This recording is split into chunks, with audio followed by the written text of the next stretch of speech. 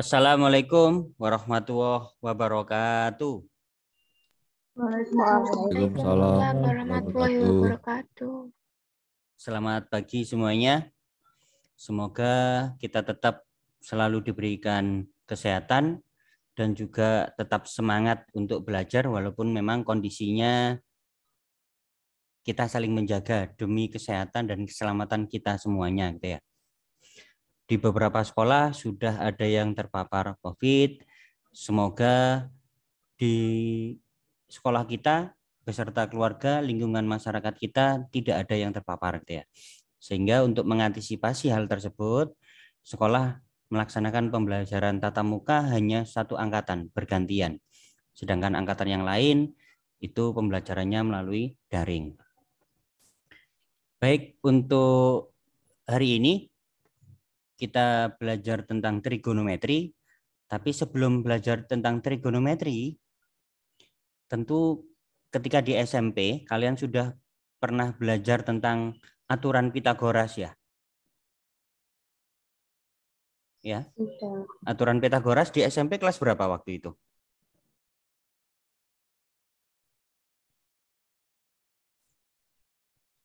Masih ingat? Di SMP kelas berapa?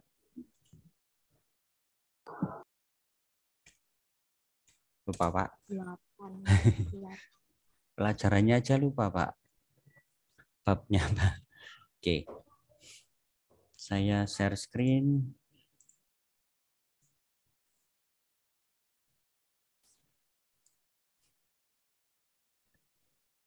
Apakah sudah terlihat di layar laptop ataupun handphone kalian? Sudah, Pak. Oke. Jadi kalau di kelas 10 itu yang dipelajari adalah trigonometri yang dasar. Untuk kelas 11 IPS nantinya kalau kalian naik kelas 11 itu tidak ada penambahan atau pendalaman materi tentang trigonometri. Yang ada hanya anak kelas 11 MIPA, nanti ada penambahan yaitu persamaan trigonometri. Sedangkan di kelas 12 MIPA dilanjutkan lagi ada tentang limit trigonometri dan turunan trigonometri. Untuk anak IPS, kalian 10 IPS 1 atau SOSBAS hanya belajar trigonometri di kelas 10 saja. Yang saya sebut adalah sebagai babnya adalah trigonometri dasar. Sebelum belajar tentang trigonometri, karena trigonometri jelas membutuhkan sudut. Kalau misalkan saya gambarkan, ini gabung ambil pelajaran informatika ya, tentang Microsoft Word, nggak apa-apa. Misalkan ada ini, kalau di fisika istilahnya sinar, kalau di matematika istilahnya ruas garis. Kalau misalkan ada garis, saya beri warna hitam, kemudian saya kasih panah, gini. Misalkan ini adalah garis M, kemudian saya buat garis lagi, ini aja langsung. Misalkan ada garis seperti itu, saya beri warna hitam, saya draw text block dulu. Misalkan ini garis M, supaya tidak ada kotaknya. Kalau supaya tidak ada kotaknya itu berarti no outline. Kemudian supaya tidak ada backgroundnya, no fill. Kalian pelajaran lab komputer itu tentang Microsoft Word. Iya. Ya. Termasuk menggambar? Belum. Masih mengetik. Oke, nggak apa-apa. Ini saya tambahi.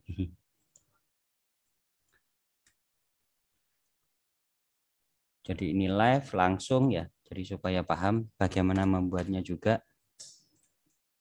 Saya perbesar saja dulu sebentar. Saya crop dulu. Nggak bisa di crop.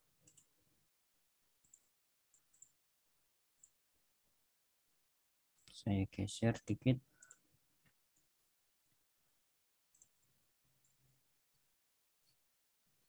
Gini, dari dua garis yang saling berpotongan ini terdapat berapa sudut?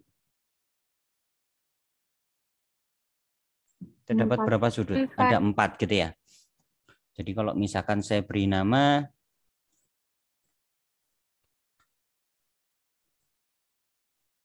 di sini misalkan simbol sudut, bentar saya pakai equation editor bentar.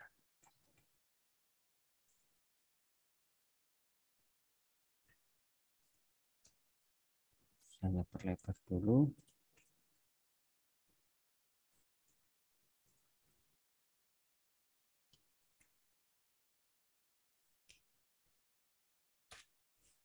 Untuk simbol sudut, kita cari. Nah, ini biasanya simbol sudut. Kalau dituliskan dalam, kalau satu huruf saja, misalkan sudut A, berarti huruf A-nya besar. Seperti itu.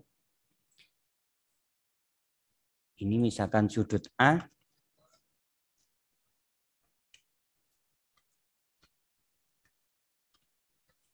Kemudian saya copy, saya buat di sini ada sudut B.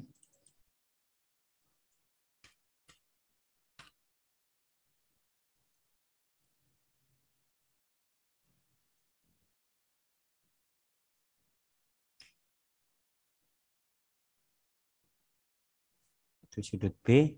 Kemudian saya buat lagi ada sudut C.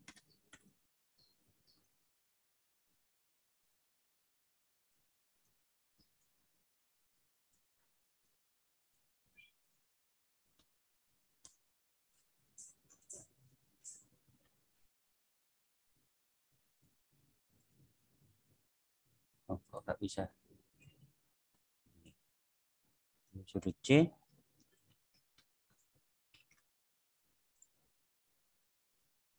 Satu lagi ada sudut D. Saya pindahkan dulu sudut D.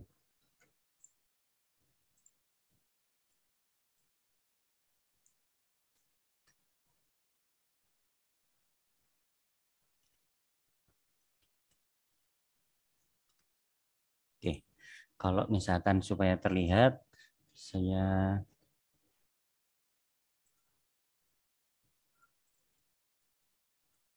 ya. Jadi dari dua sinar garis, kalau di istilahnya fisika, tetapi kalau di istilah di matematika yang dipakai adalah garis. Jadi ada perbedaan antara beberapa istilah itu. Saya tuliskan di sini.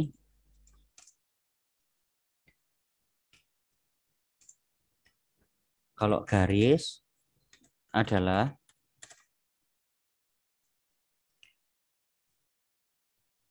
dua titik atau lebih yang dihubungkan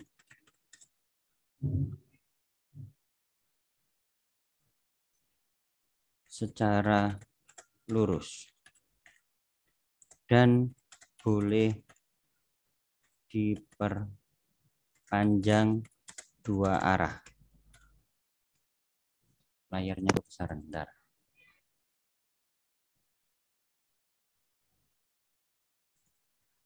Saya geser ke bawah saja. Jadi garis adalah dua titik atau lebih yang dihubungkan secara lurus dan boleh diperpanjang dua arah. Jadi ini boleh diperpanjang kan ya. Jadi ada tanda panahnya. Ini juga boleh diperpanjang karena ada tanda panahnya. Kalau penulisan garis AB disimbolkan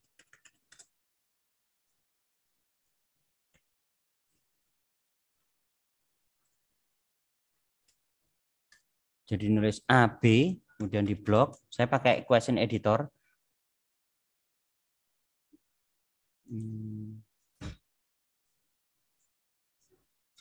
Tertutupi ini soalnya.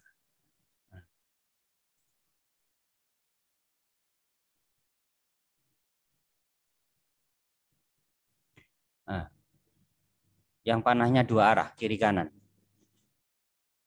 Oh, enggak mau. Oh, yang ini. Nah, penulisannya ada garis panah di atasnya kiri dan kanan. Itu kalau garis. Sedangkan kalau ruas garis hampir maaf, garis adalah hampir mirip dengan istilah garis, hanya saja nanti ada perbedaan sedikit. Loh, ini kok naik.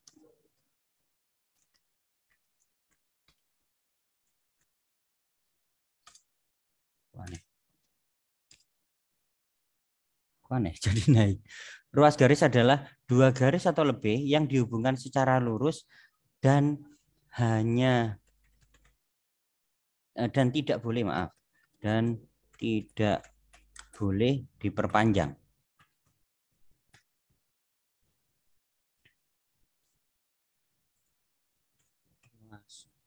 Kok naik jadinya ya?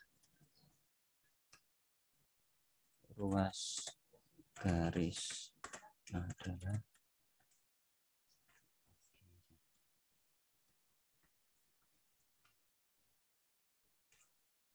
garis adalah dua titik atau lebih yang dihubungkan secara lurus dan tidak boleh diperpanjang. Jadi kalau digambarkan gini, saya klik insert, kemudian shape, yang ini. Kalau garis itu ini, bisa diperpanjang dua arah, sedangkan kalau ruas garis tidak boleh diperpanjang, istilahnya line gini ya. Kalau itu double, kalau di Microsoft Word istilahnya double arrow. Kalau ruas garis diistilahkan hanya line. Jadi kalau misalkan buatlah garis yang panjangnya 5 cm, itu kurang tepat. Yang lebih tepat adalah gambarlah ruas garis sepanjang 5 cm. Karena kalau ruas garis kan tidak boleh diperpanjang lagi, sedangkan kalau garis masih boleh diperpanjang. Jadi tidak ada panahnya kalau ruas garis. Sedangkan kalau garis masih ada panahnya dua arah. Kalau garis masih boleh diperpanjang dua arah, sedangkan kalau ruas garis tidak boleh diperpanjang lagi sudah. Kalau misalkan 5 cm ya sudah 5 cm. Jadi tidak ada simbol panahnya.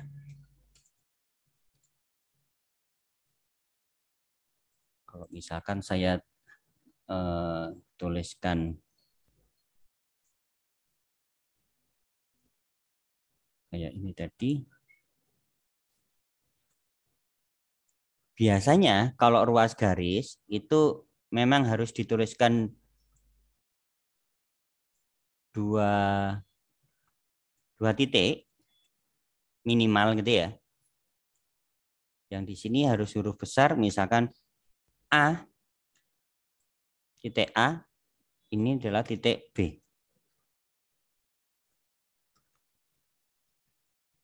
Seperti itu. Jadi tidak ada panahnya. Sedangkan kalau ruas garis, kalau garis itu ada panahnya kiri kanan. Karena masih boleh diperpanjang dua arah. Sedangkan kalau ruas garis tidak boleh diperpanjang, baik kiri maupun kanan. Penulisannya untuk ruas garis langsung dua huruf. Selalu dituliskan dalam dua huruf. Sedangkan kalau garis boleh dituliskan dalam satu huruf. Kalau satu huruf berarti dituliskan huruf kecil. Kalau dua huruf berarti dituliskan huruf besar. Ada satu lagi, istilahnya adalah sinar garis. Sinar garis.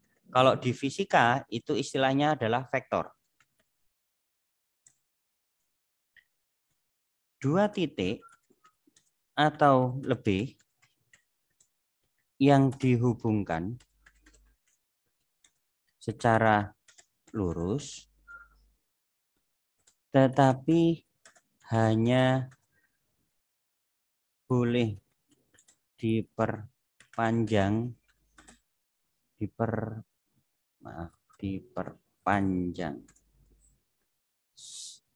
hanya satu arah saja.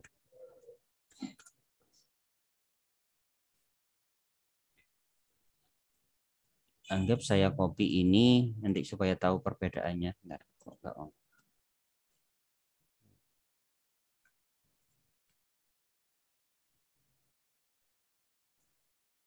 Kalau sinar garis berarti hanya yang diperpanjang boleh hanya satu arah saja. Berarti misalkan klik 2 kali di garis, kemudian shape outline, row-nya pilih yang salah satu. Boleh yang ke kanan saja atau yang ke kiri saja. Misalkan saya pilih itu. Jadi ini perbedaannya antara garis, ruas garis, dan sinar garis. Untuk penyimbolan, oh ya, maaf.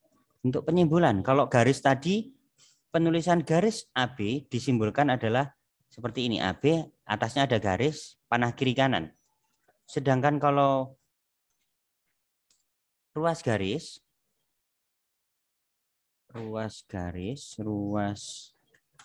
AB disimbolkan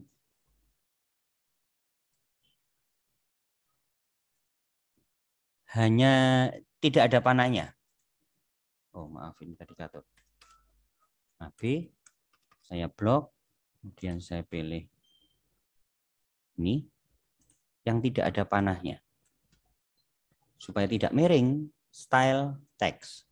Kalau matematik, otomatis miring. Jadi kalau ruas garis disimbolkan AB tapi hanya garis saja, tidak ada panahnya. Kemudian kalau yang sinar garis,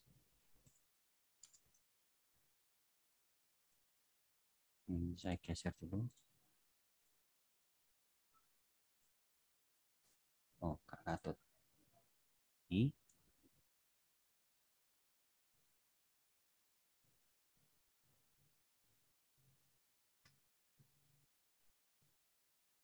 Kalau sinar garis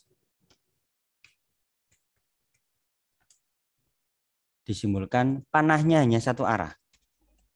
B, saya blok, pilih ini, panahnya hanya satu arah.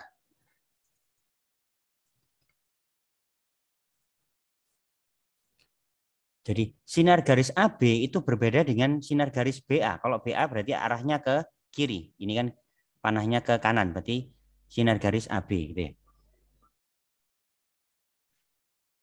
Jadi kalau ini sekalian nih, saya buatkan juga supaya tahu lengkapnya.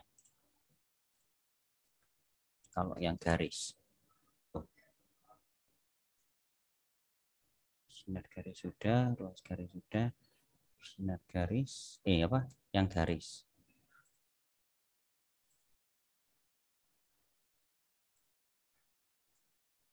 Yang ini enggak mau. Nanti ditambahkan lagi, copy yang A.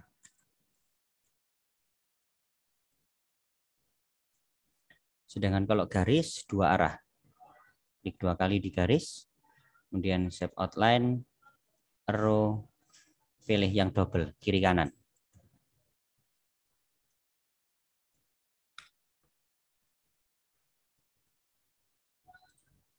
Jadi paling tidak dari gambar kelihatan kan ya perbedaannya. Kalau garis berarti bisa diperpanjang dua arah, kalau ruas garis tidak boleh diperpanjang, sedangkan kalau sinar garis hanya salah satu yang bisa diperpanjang.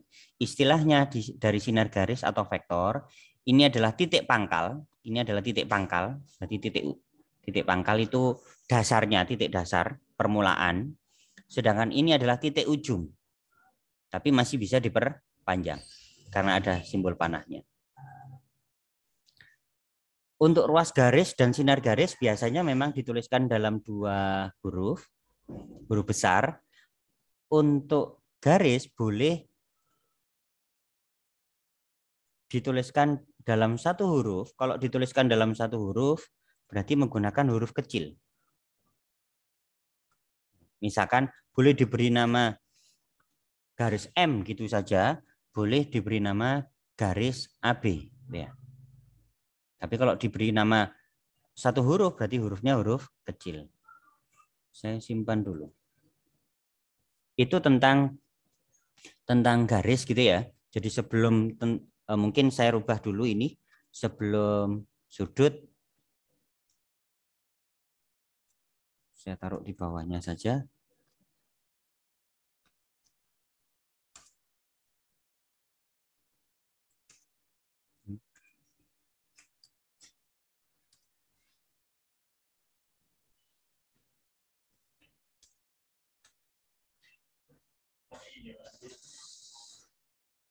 Ada sensei di samping saya.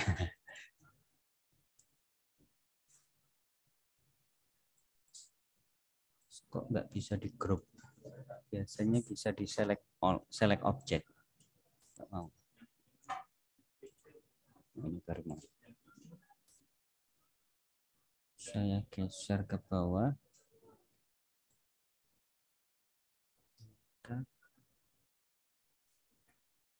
Mohon maaf, saya nggak pakai tulisan tangan di layar. Kalau tulisan tangan layar pakai tulisan saya di papan aja jelek, apalagi kalau nulis di layar pakai mouse ya.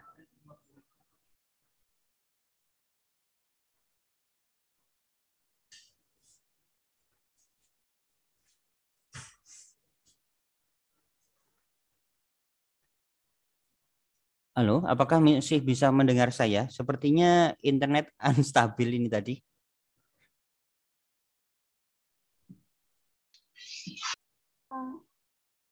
Agak putus-putus. Bisa, Pak. Bisa. Pak. Bentar, ada chat satu bisa Pak. Oke. Bentar. Ini saya turunkan dulu.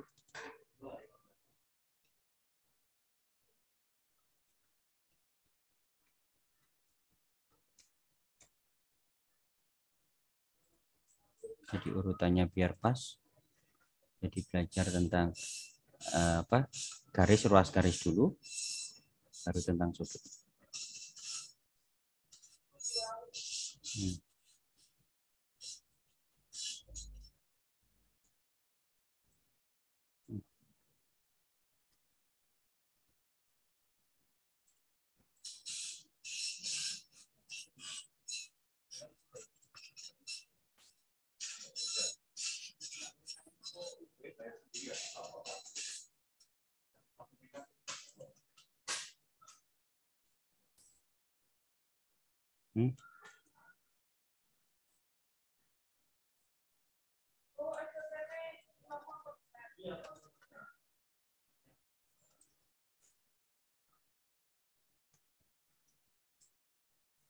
Sedangkan yang ini tadi nanti saya beri istilah garis, ruas, balik ruas, garis, dan sinar garis.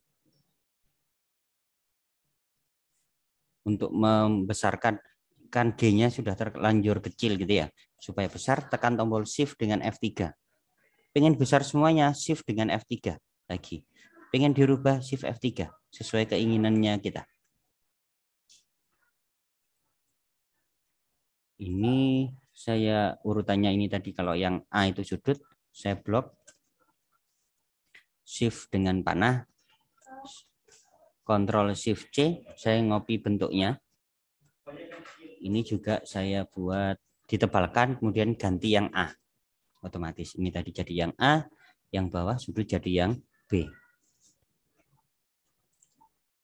Saya simpan dulu. Sehingga kalau sudut berarti besar daerah yang terbentuk dari perpotongan antara dua sinar garis. Pak, kenapa Bapak kok nulis di sini dua sinar garis tapi di situnya berupa garis gitu ya. Kalau garis berarti nanti ada, kalau dua garis yang berpotongan berarti ada 4 sudut. Sedangkan kalau dua sinar garis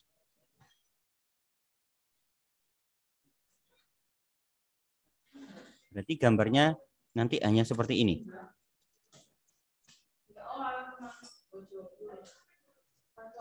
Saya insert, Sip, saya pakai gini. Seperti yang tadi langkahnya ya. Dan saya buat lagi.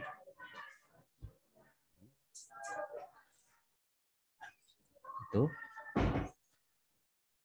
Nah, kalau dua sinar garis dengan titik pangkal sama. Jadi sudut adalah besar daerah yang terbentuk dari perpotongan dua sinar garis dengan titik pangkal sama seperti ini. Berarti sudutnya itu. Misalkan saya simbolkan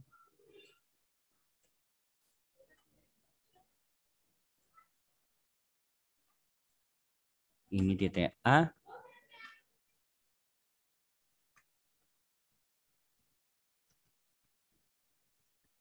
Kemudian saya buat di sini ada B, ada C nanti. Ini sinar garis AB. Sedangkan yang bawah sinar garis AC.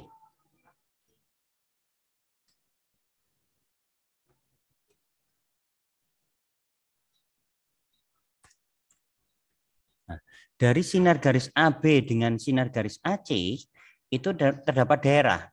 Inilah yang dinamakan dengan sudut. Misalkan saya simbolkan sudut itu biasanya menggunakan istilah ada di simbol ada alfa, ada beta gitu ya. Kalau di fisika lebih sering menggunakan istilah theta.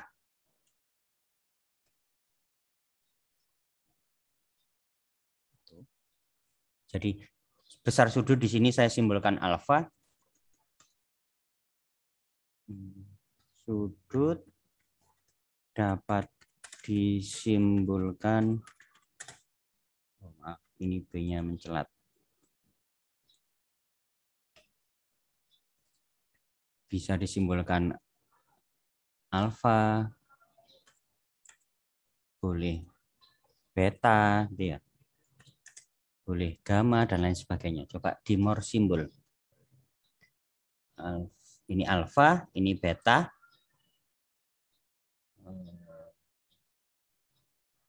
Ini theta. Kalau ini gamma ini alfa, beta, gamma. Gamma. Kemudian ini ada theta.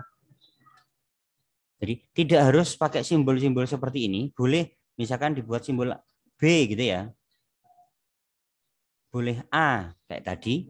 Jadi seperti ini, boleh simbol sudut A, sudut B, sudut C, sudut D boleh.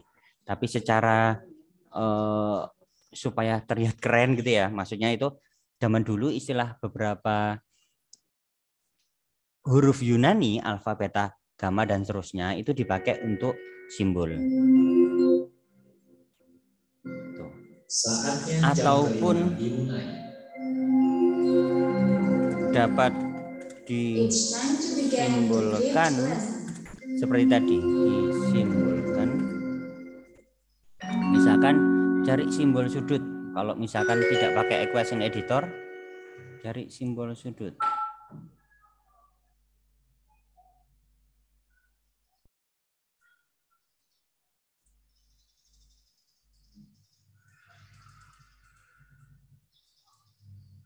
Atau pakai ini aja lah, pakai equation editor tadi. Pakai insert new equation aja. Cari simbol. Kalau memang equation editornya Microsoft Word 2007, 2010, 2013, 2016 sampai 2000 yang terakhir gitu ya.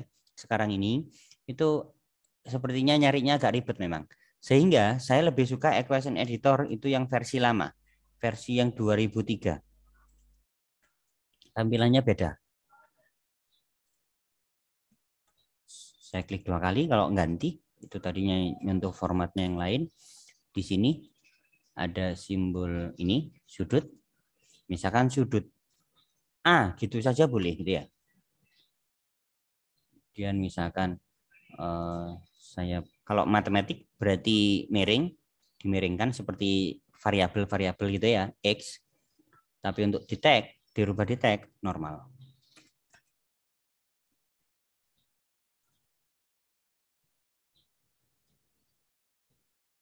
Jadi boleh terserah mau pakai simbol bagaimana. Tapi yang di matematika lebih sering nanti dipakai adalah alfa. Kalau di fisika lebih banyak pakai istilahnya theta. Di SMP sudah pernah ini ya, apa ini, sudut dalam berseberangan, sudut bertolak belakang seperti itu, ya? Iya. Oke. Kalau misalkan saya tambahi garis lagi,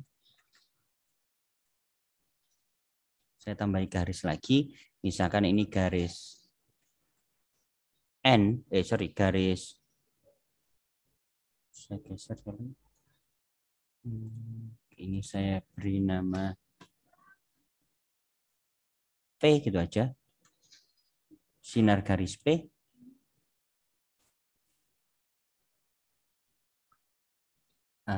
Kalau saya beri, saya select object, saya copy.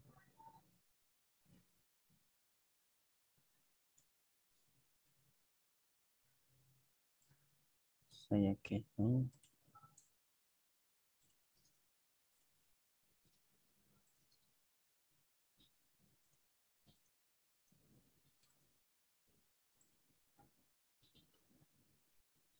Saya geser. Apa yang enggak ketut? Ini geser sedikit. Ini saya beri nama misalkan sudut E.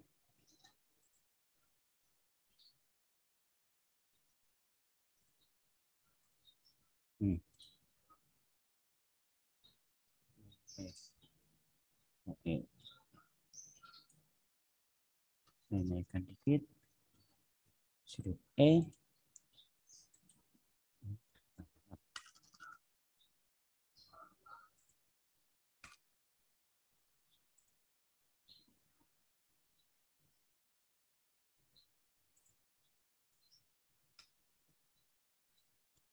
Ini saya rubah F.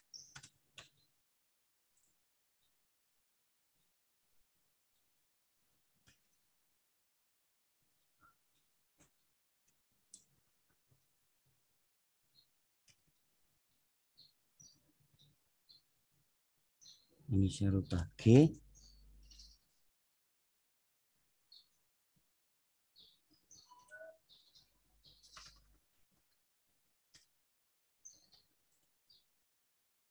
Ini saya rubah H.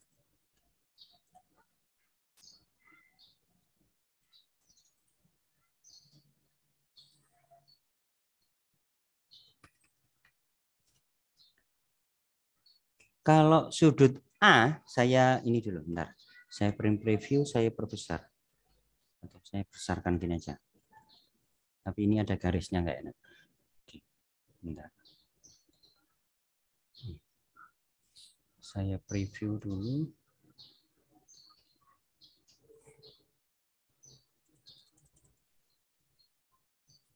Saya geser ke bawah. Saya perbesar lagi. Ini terlihat ya. Ini terlihat ya. Kalau seperti ini, sudut A dengan sudut G itu istilahnya apa? Saling apa? Sudut A dengan sudut G saling apa istilahnya? Halo? Berlawanan. Bukan. Ada yang bisa menyebutkan yang lain? Sudut A dengan sudut G.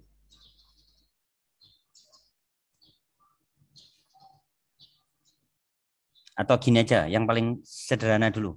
Sudut A dengan sudut C istilahnya apa? Sama enggak besarnya sudut A dengan sudut C? Sama. Sama kan ya? Besarnya sama. Istilahnya apa? Saling singkur-singkuran gini berarti apa istilahnya? Bertolakan. bertolak belakang, ya. Ya, jadi sudut A dengan sudut C itu saling bertolak belakang. Kalau sudut A dengan sudut G berseberangan, ada dua kan ya, berseberangan dalam dengan berseberangan luar. Kalau sudut A dengan sudut G berarti sudut berseberangan luar. Luar. Kalau sudut B dengan sudut H, sudut B dengan sudut H, berarti istilahnya apa? Dalam. Betul, berseberangan dalam gitu ya. Jadi ada beberapa istilah yang sudah diajarkan di SMP dulu, itu tentang sudutnya. Kemudian, kalau satuan-satuan sudut,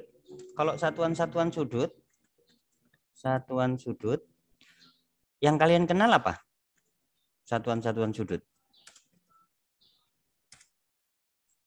Sudut siku-siku itu berapa?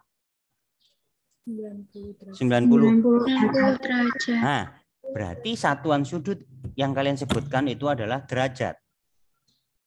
Yang pertama. Derajat. Kalau bahasa Inggrisnya adalah degree. Jadi kalau di kalkulator biasanya ada tulisannya DEG atau DRG, itu artinya kalian sedang menggunakan kalkulator dengan satuan sudut derajat. Nanti ada satuan sudut radian. Radians. Kalau di kalkulator biasanya ditulis RAD. RAD biasanya gitu kalau di kalkulator. Kemudian ada istilah lagi grade. Kalau derajat itu Indonesia termasuk menggunakan satuan sudut derajat, tapi secara internasional besar sudut itu biasanya menggunakan radians. Sedangkan grade itu yang menggunakan adalah kalau zaman dulu istilahnya Uni Soviet kan ya. Terus Uni Soviet pecah jadi beberapa negara-negara kecil, termasuk Rusia, biasanya belakangnya yang Tantan itu ya. Tapi tidak semuanya, ada yang masih ikut Asia.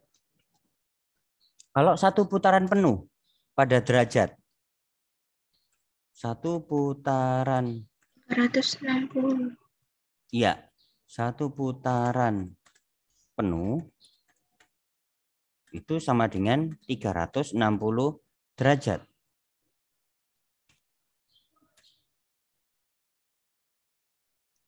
Sedangkan pada radian, kalau satu putaran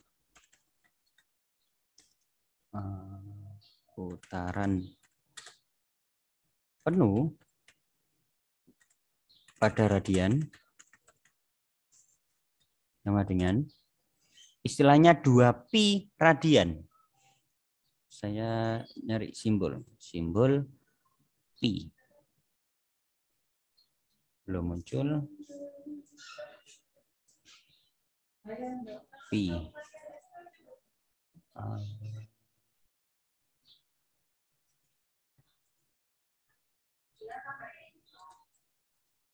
Saya jarang menggunakan simbol yang di sini. Saya lebih banyak menggunakan simbol yang menggunakan equation editor. Karena saya kalau ngetik matematikanya, simbol-simbol. Pi. Atau saya buat itu aja.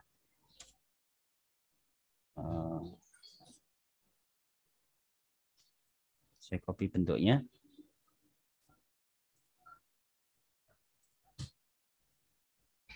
Dua pi.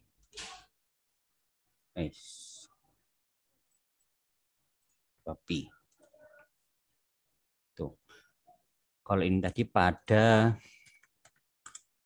derajat. Jadi satu putaran penuh pada derajat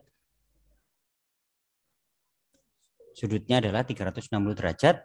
Kalau satu putaran penuh pada radian berarti sama dengan 2pi radian. Tapi boleh tidak ditulis gitu ya. Berarti kalau menyamakan pi itu setara dengan berapa derajat? Berarti Pi itu setara dengan berapa derajat? Halo? Apakah? 180. Betul, 180 derajat, Naila. Jadi dibagi dua. Pak, bedanya pi pada lingkaran, ada kan keliling lingkaran rumusnya apa?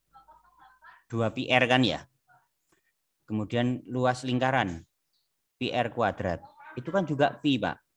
Kok simbolnya sama? Iya. Jadi kalau pi pada lingkaran, baik keliling maupun luas itu menggunakan 22/7. Sedangkan pi kalau pada sudut itu setara dengan 180 derajat. Sedangkan kalau grade yang dipakai oleh Rusia, maaf saya tab.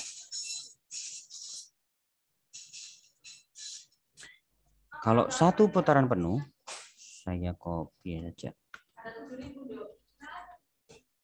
Kalau satu putaran penuh pada grade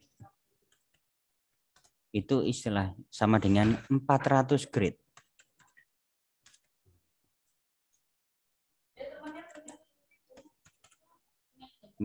G. Bukan gram ya, tapi grade. Jadi ada beberapa perbedaan. Indonesia menggunakan satuan sudut derajat. Satu putaran penuh, satu lingkaran penuh, satu putaran penuh itu setara dengan 360 derajat. Sedangkan kalau pada menggunakan satuan radian, beberapa negara lain itu satu putaran penuh itu setara dengan 2pi radian. Kalau saya lengkapi rad ditulisnya. Saya beri spasi dulu. 2pi radian. Sedangkan kalau grade, satu putaran penuh pada grade itu 400 grade. Jadi ada perbedaan. Kemudian kalau sudah tahu beberapa satuan sudut, sebelum ke benar-benar trigonometrinya, kita mengingat kembali tentang teorema Pythagoras. Pythagoras itu berlaku pada segitiga siku-siku. Jadi walaupun gambar segitiga kayaknya siku-siku, tapi kalau belum ada tanda apa ini? Siku-siku, kalau ini tanda siku-siku, sebenarnya siku-siku sama tegak lurus itu sama gitu ya. Sama-sama 90 derajat. Jadi kalau pada segitiga siku-siku harus ada simbol seperti ini. Boleh pakai simbol siku-siku atau simbol tegak lurus. Itu sama-sama 90 derajat. Kalau simbol tegak lurus itu yang ini.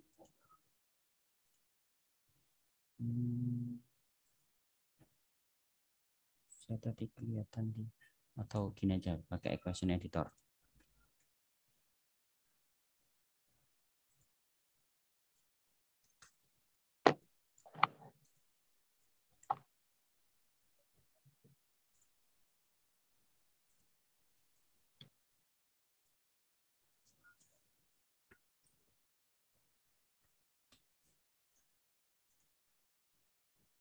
Ini kalau tegak lurus, ya, ini kalau simbol tegak lurus,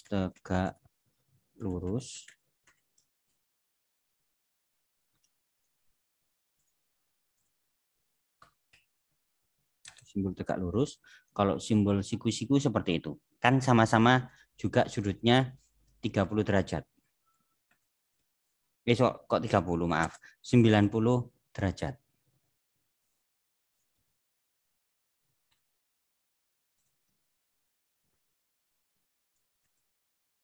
Kalau pada teorema Pythagoras yang beliau temukan,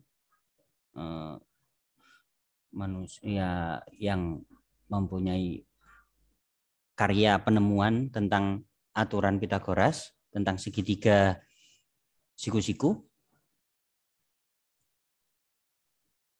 Ini, kalau pada segitiga ABC, siku-siku di B, kalau saya tulis di situ, segitiga boleh ditulis bukan tulisan segitiga, tapi disimbolkan boleh. Simbol ini segitiga ABC, siku di B, berlaku yang ini, gitu ya. Saya perkecil dulu sebentar.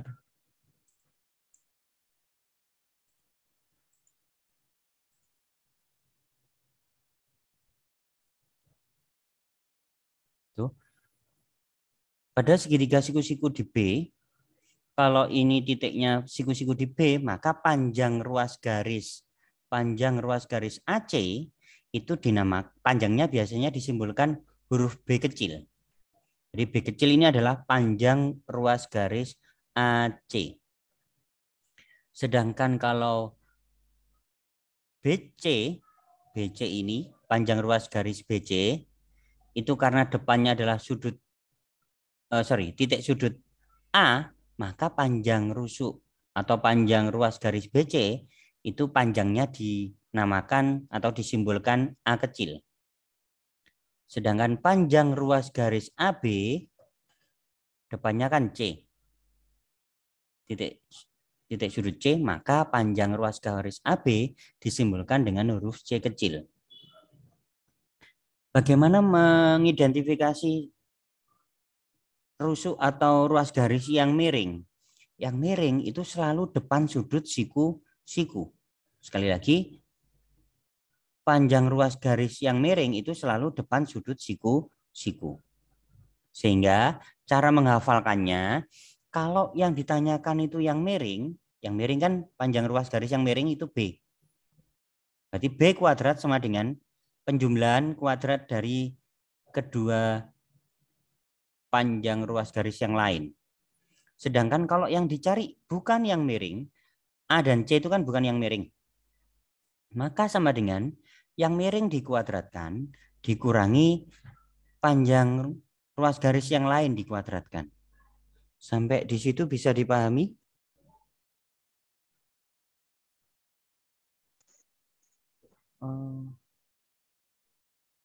Saya itu iya sih. Tadi tanpa istirahat ya langsung. Oke. Saya tambahkan sedikit ya. Sedikit. Yang ini biar sekalian perbandingan trigonometri untuk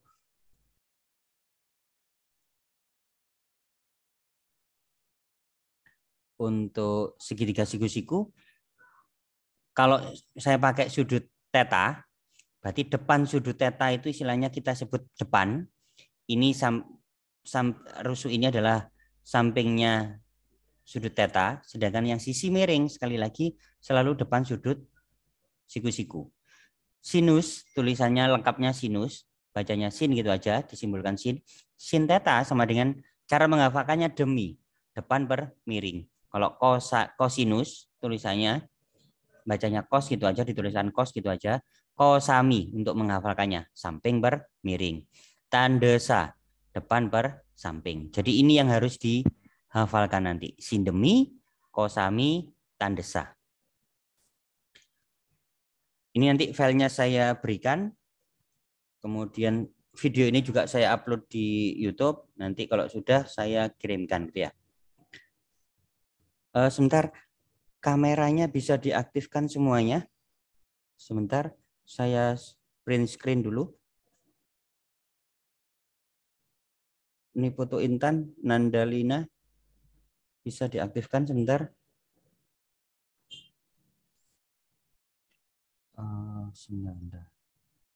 Setelah saya waktunya siapa? Bu Cynthia. Oh, bahasa Jawa.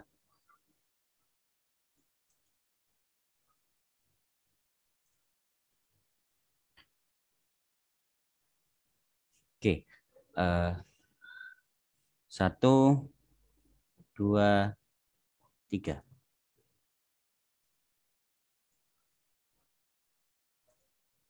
Oke. Semoga pembelajaran kita yang memang hanya beberapa menit gitu ya. Biasanya 45 jadi 30 menit. Ini tetap bisa dipahami dengan baik. Nanti filenya saya berikan. Video ini nanti saya upload di YouTube dulu. Sehingga teman-teman kalian yang ini kan yang bergabung 24. Jadi yang tidak bisa bergabung masih bisa melihat video itu. Untuk pertemuan berikutnya, kalau nanti masih daring, kalau besok daring berarti ya? Iya, besok ya. Iya, Pak. Besok versi daring berarti saya lanjutkan materi ini. Tapi kalau pembelajaran tatap muka kita lanjutkan yang sebelumnya, yaitu kalian belum ulangan untuk yang bab fungsi komposisi inverse ya. Oke, semoga bisa dipahami dengan baik. Mohon maaf atas segala kekurangan. Assalamualaikum warahmatullahi wabarakatuh. Waalaikumsalam warahmatullahi wabarakatuh. Terima kasih, Pak. Ya, sama-sama.